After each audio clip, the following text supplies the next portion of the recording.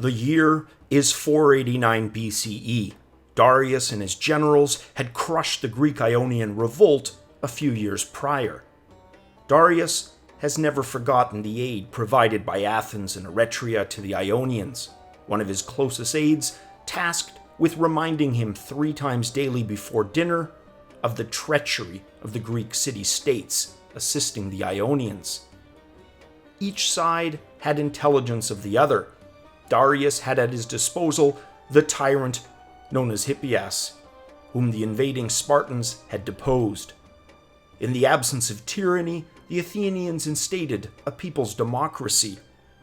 Hippias, eager to have the Persians put him back in charge in Athens, assists them with battle plans, including intelligence for the area of Marathon as the best point to meet the Athenians, as it best catered to Persian tactics, utilizing heavy cavalry. The stage is set for an encounter that would reverberate through the ages to come.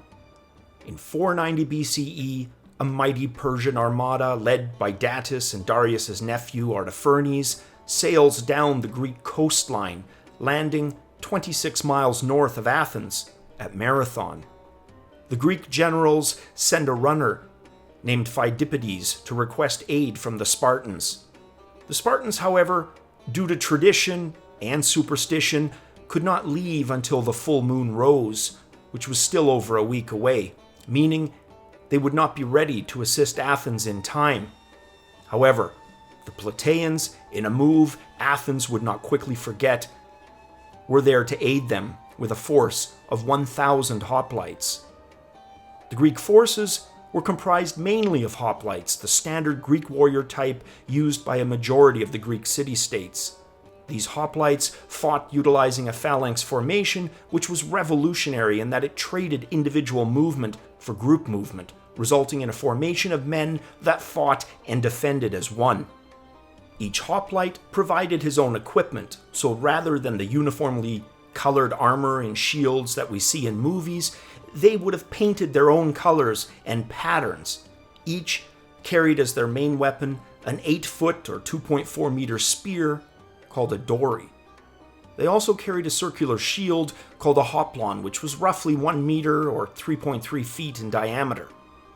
As secondary weapons, they carried a short sword called a ksiphos, which was roughly 2 feet or 60 centimeters in length. The Persian forces were made up primarily of ranks of archers with numerous types of infantry and a secondary force of heavy cavalry.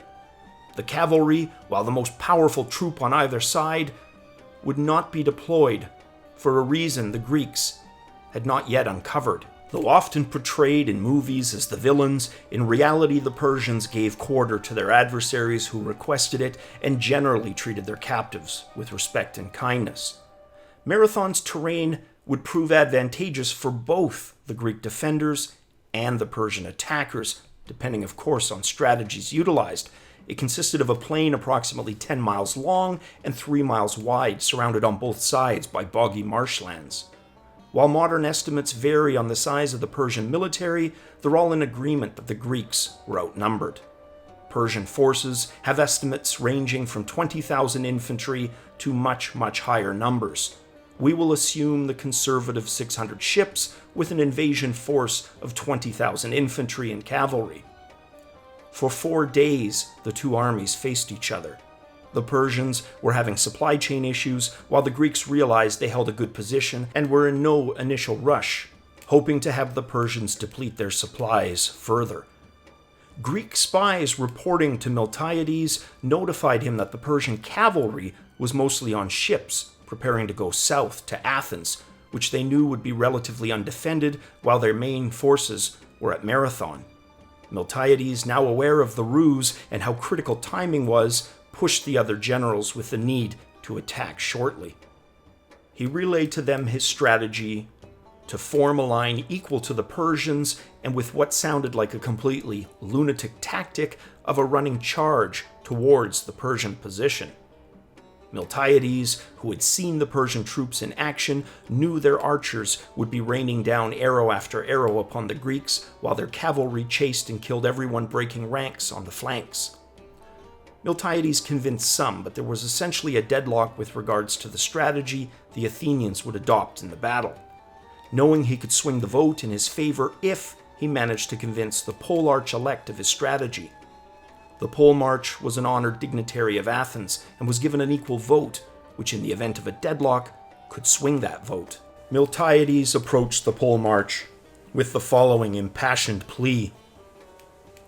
"With you it rests, Callimachus, either to bring Athens to slavery or, by securing her freedom, to be remembered by all future generations. For never since the time that the Athenians became a people were they in so great a danger as now. If they bow their necks beneath the yoke of the Persians, the woes which they will have to suffer are already determined. If on the other hand they fight and overcome, Athens may yet rise to be the very first city in Greece." Callimachus was swayed and joined Miltiades' side of the vote. Miltiades, sensing the impending restlessness of the Persians, formed his Greek line along the full breadth of the Persian line. The usual hoplite phalanx formation was 8 men deep, but along the full center to stretch them out even wider, he went only 4 men deep. Miltiades opting to go 8 deep only at their wings to mitigate the Persians flanking them. The Persian archers were ready with their bows. The Greek hoplite front rank marched in phalanx formation at a steady pace until they got within bow range, at which point the Persians let loose with a barrage of arrows. However, in a strategy manual page-ripping decision, Miltiades surprised the Persians by ordering the hoplites instead to charge towards the archers. The Persian archers initially maintained discipline, but upon seeing their arrows mostly blocked by the shield-carrying and armor-clad Greeks charging at them, began to abandon their bows for spear or sword. The center front of the Persian force consisted of lighter skirmisher infantry compared to the heavy infantry hoplites bearing down upon them. They must have felt quite confident, though, at the relatively small number of Greeks charging at them, as they would likely be out of breath.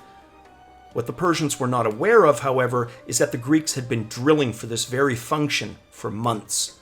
When the Greeks arrived at the Persian position, there was an uproar of clanging steel mixed with the sound of much human carnage. The Persians soon realized their lighter skirmisher weapons were not as effective against the Greek armor.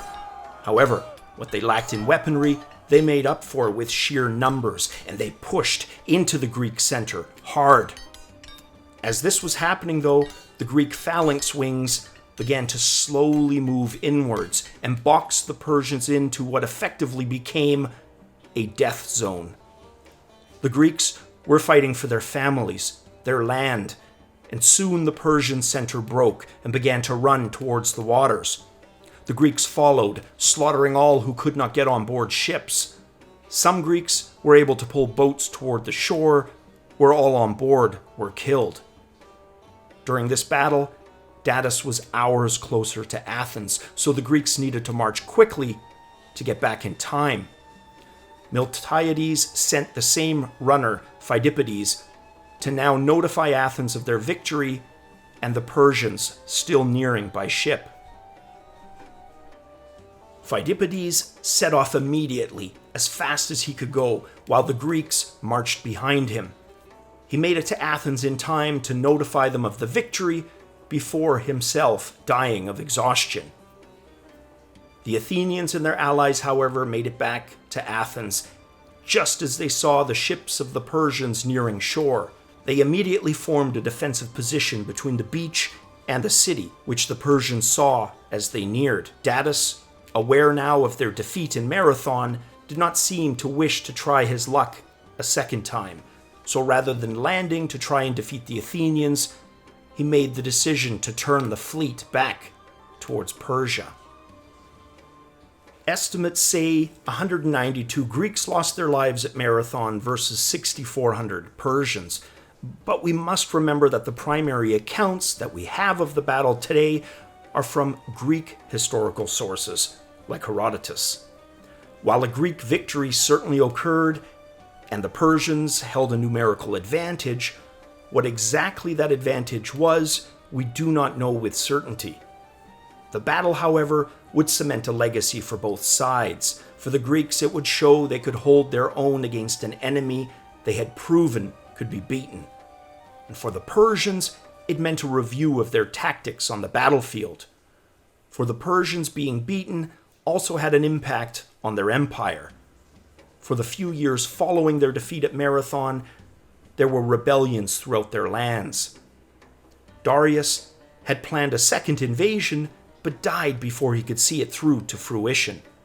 Fruition would come via his son Xerxes, but not with the result he would have hoped for.